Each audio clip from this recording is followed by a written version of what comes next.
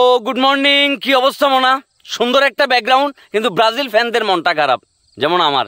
Argentina already গোল একটা করে বসিয়ে আছে, কিন্তু হাফ টাইম হয়ে গেছে। এই হাফ টাইমের ভিতরে ব্রাজিল এখনো পর্যন্ত একটা গোল করতে পারে নাই। এই জন্য মনের দুঃখে আমি আর আমার বন্ধু নিতু বনে চলে এসেছি। কি একটা দূর অবস্থা আমাদের যাইতেছে, মানে ফুটবলের বাপ্পারাজ হিসেবে দিনকে দিন ব্রাজিল মনে করে যে কি খেতে পাইতেছে, এমন একটা অবস্থা তাদের দাঁড়াইছে। বাবুরে আর্জেন্টিনার লাউতারো মার্টিনেজ গোল একটা করে দিয়ে হাফ টাইমের পরে আর্জেন্টাইন টিমরা অলরেডি আগায় রেখেছে, আর সেই জায়গায় ব্রাজিল 48টা মিনিট খেলি তারা মনে করে যে কি একটা শট বারের ভিতরে পাইছে। এটা কোনো কথা ভাইয়া?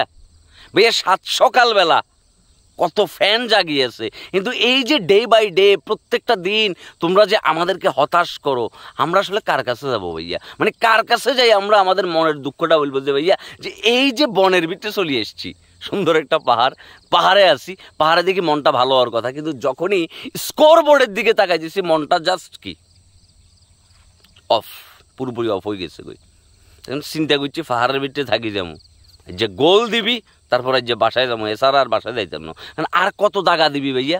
বাংলা সিনেমার আনোয়ার হোসেন, প্রবীর মিত্র, বাপ্পারাজ সকল চরিত্র ধারণ করে বসিয়েছে ব্রাজিল টিম।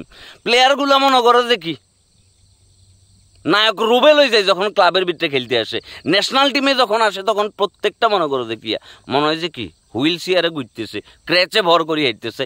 এত দূর অবস্থা কেন ভাইয়া? আর কত সাবাবাজি করে মার্কেটে টিকি থাক মুজে কি আমাদের টিম সেরা, আমাদের টিম সেরা। এই সেরা হইতে হইতে এমন একটা অবস্থা, এখন পুরো টিমের সেরা বেড়া।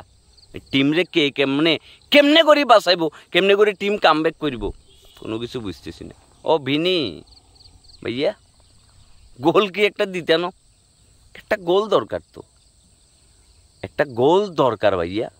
এখন গোলটা যদি না দাও তাহলে কেমনে কি